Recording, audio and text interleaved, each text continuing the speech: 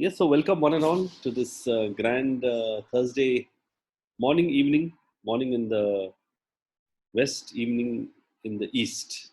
So from the west to the east, and me and Louis have been running this for the last 3 months now, and it's amazing. We're actually getting better and better at it as we go on, and we take twin turns. The advantage or the forte that we have seen between each other, we met at through BNI almost 6 months ago, and we've seen a lot of strengths in the west and the east. So we use this to our advantage, and as a twin global coaching forum, we have launched it, and a lot of people have benefited through this particular arena. So this particular Thursday call is something we do every Thursday for 20-25 minutes, and we take a short snippet of something which is very simple and which probably you'll have heard of, and we try to put a different perspective, or we try to hear your perspective in case you haven't. So today the topic I'm actually taking is very simple one called as time management, and this is uh, this is a takeoff from what Louis did last time, and it's a very common figure that you must have come across in the last many years of your work, and it's this matrix called as important, not important, urgent, and not urgent, and that leads us to four quadrants, which is primarily the one which is important and urgent, which can also be called as quadrant one. And the second is important and not urgent, which can also be called as quadrant two. And then we have the urgent and not important, which is called as quadrant three. And finally, we have the not urgent and not important, which is called as quadrant four. And most of time management, classic time management theory, completely rests on this particular four quadrant theory. And then the question really comes is, which quadrant does your work really come in? Is it important, urgent, important, not urgent, urgent, not important, not urgent, not important? So I thought I'll throw the question back at you all. And which quadrant does your work normally come in? Q1, Q2, Q3, Q4. Well, you would think it'd be Q1, but I have a feeling it's Q2. Yeah, so most of the work people do end up in Q1. And so let's begin with Q3 and Q4.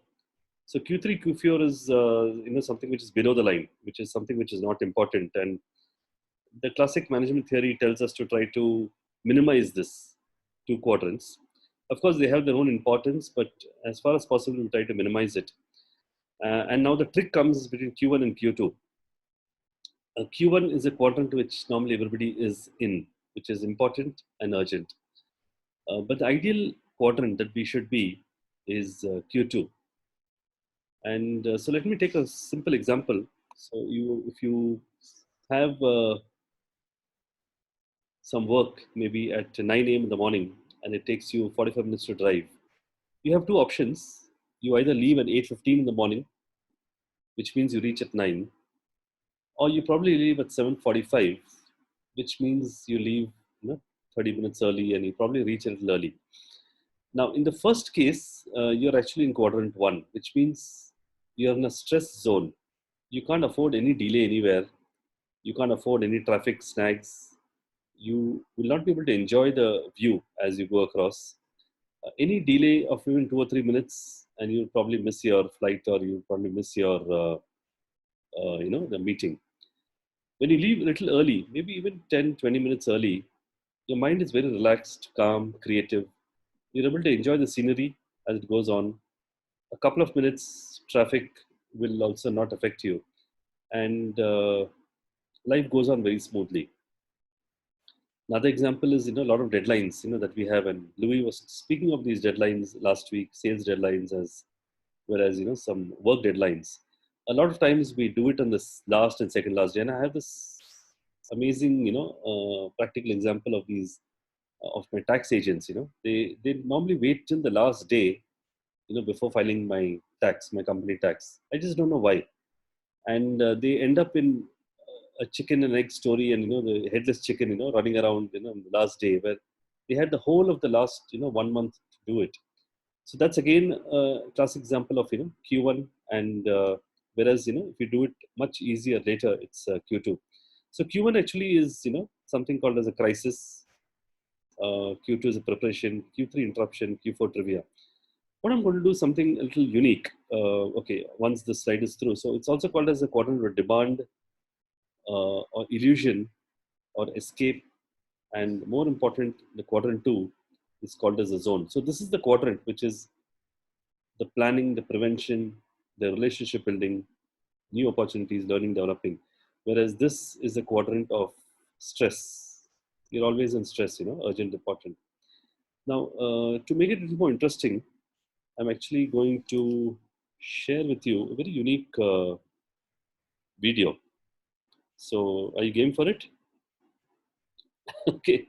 So the video is a little bit in Hindi and English, but I'll actually pause and explain to you. It's a movie. Okay, it's a 5 minute movie clip, but you'll see three characters in the movie, and it's the first time you're seeing it because I'm sure you don't see Hindi movies, and you'll see the various quadrants that these people are in.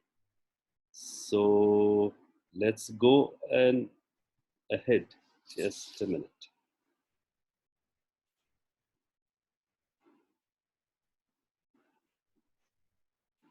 Sharing the screen. Do you see it? Do you see something? Yeah. Basically, a radio channel in Australia, a Hindi radio channel in Australia, and this particular lady is the radio jockey there, and she's going to invite somebody into the picture. This is a person who's going to be interviewed in 10 minutes from now. Slow down, man. Crap. बस मैं पहुंच रहा हूँ. मैं studio के बाहर हूँ यार. I'm looking for parking. Dude, please, थोड़ा गले को आराम दो. मैं पहुंच रहा हूँ. मैं पहुंच गया हूँ. तुम दराज की तरफ बढ़ो. मैं भी एंटर कर रहा हूँ. There, I can see you.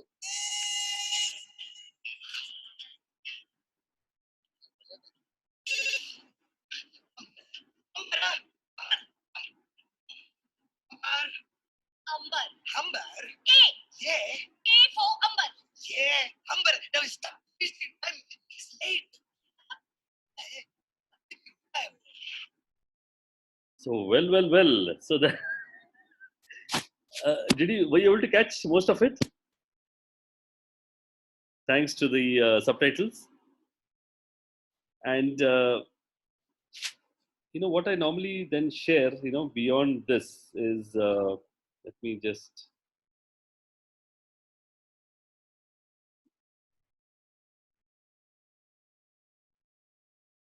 Just a minute.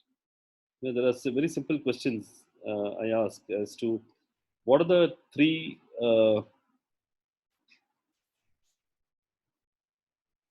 quadrants that these people are in, and this is the particular quadrant that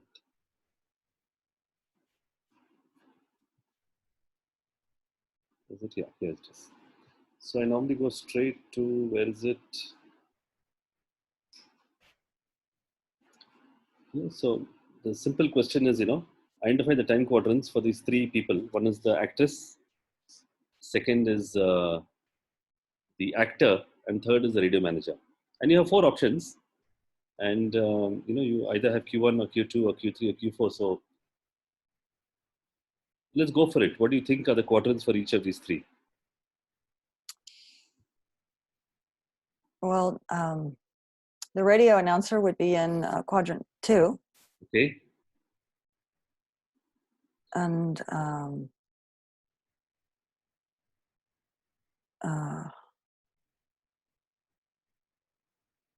I guess the guy, whatever his name was, Nick, Yeah. would be in Q4.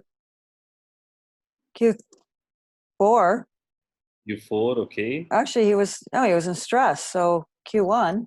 Okay. But he wasn't acting like it was important because he's running around like crazy. I'm not sure how to label these. Understood. Yeah. You're doing good, actually. Okay, I think the radio manager was also Q1. So actually, I think round of applause. But there are three time zones in this. You actually got it quite well. There are three people, and you got the initial quite well. But we should remember that time, uh, as times change, the quadrants also change. So there are three time Right. zones. One was 10 minutes before, one was at 9 o'clock, and one was at 9:05 when you're sure he's not coming. So at 8:50 a.m., there were three things. The person was sleeping. The interview person was sleeping.